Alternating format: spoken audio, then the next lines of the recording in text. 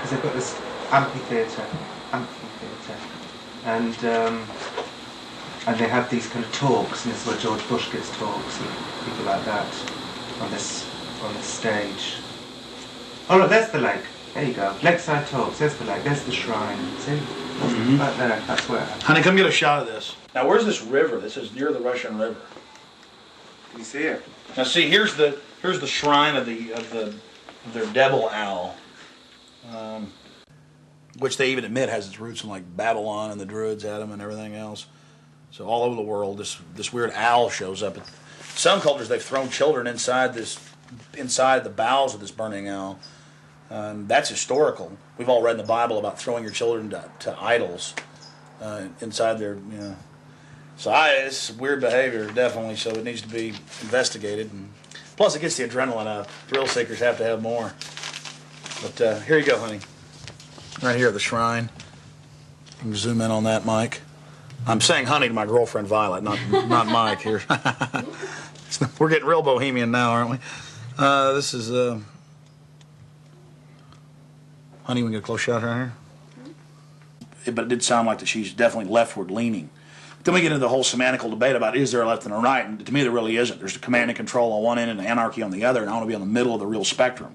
Certainly got to have some control in a complex society and civilization. But all the developments I see are pretty bad towards dehumanization.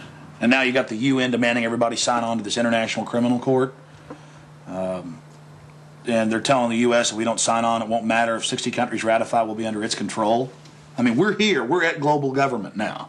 When they're saying they're going to have some world court in the Netherlands that they'll take anybody they want to. These are in fact, I was reading some of the talks that they've given and they've released that the Bohemian Grove has discussed, and it's all population control, world courts. You're talking 20 years ago. So definitely some stuff's going on here that's pretty important. But is it the ultimate elitist retreat? I would imagine those we don't even know the names of. This is probably just one more steering committee where they bring in a lot of underlings and high-level corporate chieftains that really aren't the upper top echelon, make them feel important, and then implement some type of strategy.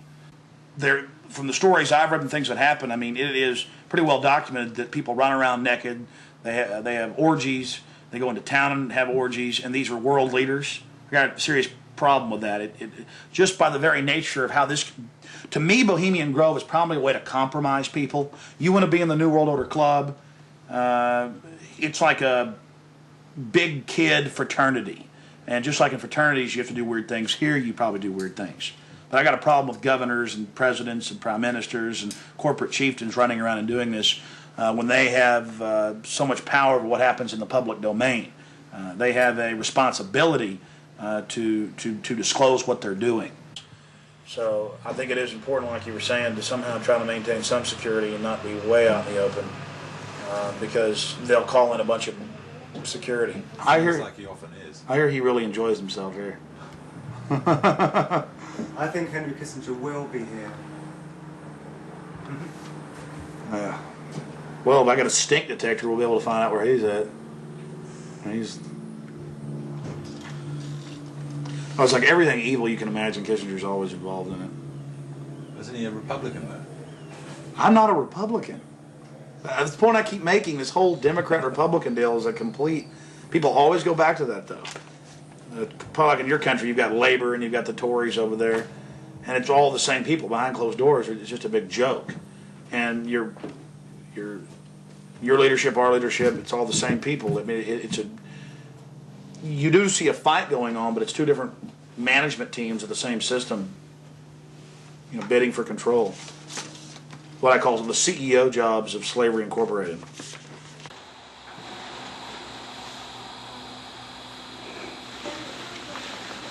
Do you worry for Alex, Violet?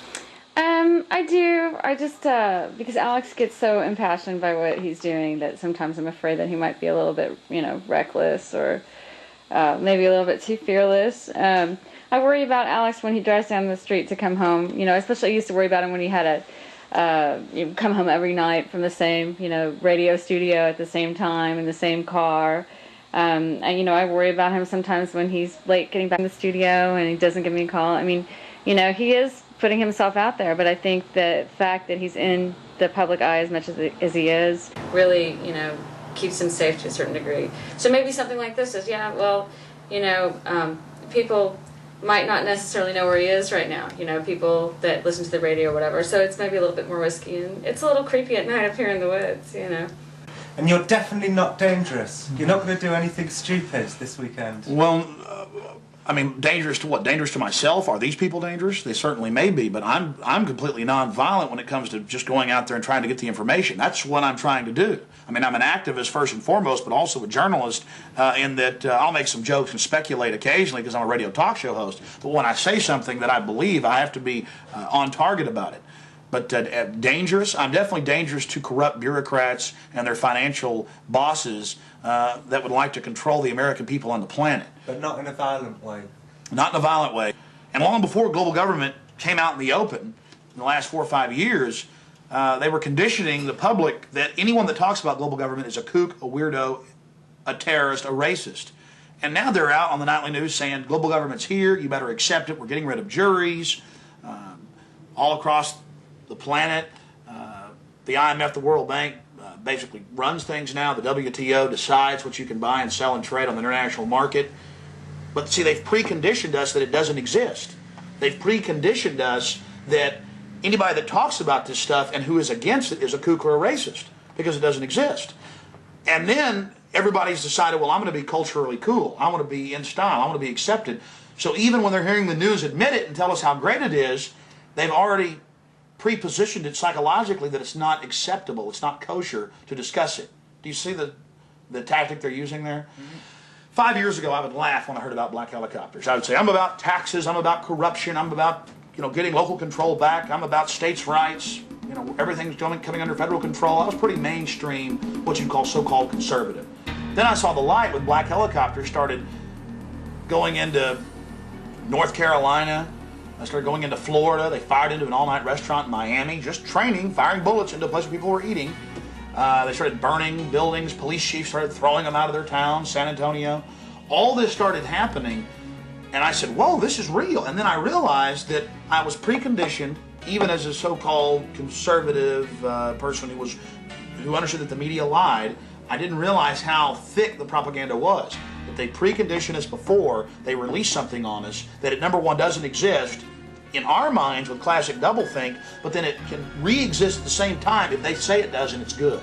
So it's literally George Orwell's doublethink, and one has to have it to stay sane in this world. Well, I refuse to be a part of it. I mean, the news every day, black helicopters are a joke, they're stupid, the culture, commercials, movies. At the same time, almost every month in this country, they're attacking and terrorizing some town with burning buildings and terror.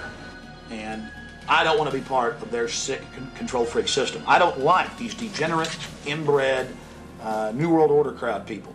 They're not going to run my life. They're not going to control me. And I'm going to try to expose them. And I think we've had some success doing that. Oh, look how pretty it is. Uh-huh, sure is pretty. Mike, you enjoying yourself? A lot less spooky during the daytime. It's all foggy. Now we're going to take our British friends down into the forest a little bit later tonight. Let them gallivant in the werewolf-ridden woods. Joking, of course. They'll have me on there. Alex Jones, radio talk show host, believes werewolves infest Northern California. They've been seen dancing with grizzly bears.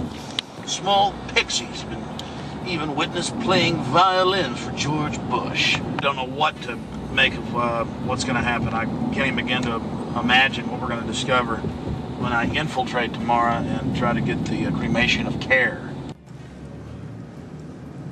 We're very close to the gateway to Bohemian Grove now. The first set of gates and security.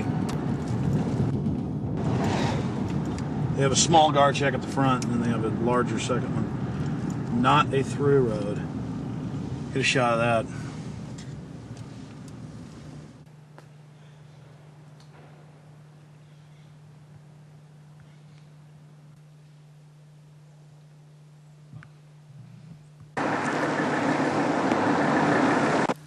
There's a guard gate right over it, a small guard gate, and then back further, an even more elaborate guard gate with surveillance cameras, you name it. Not a through road, ladies and gentlemen, right up here in Northern California.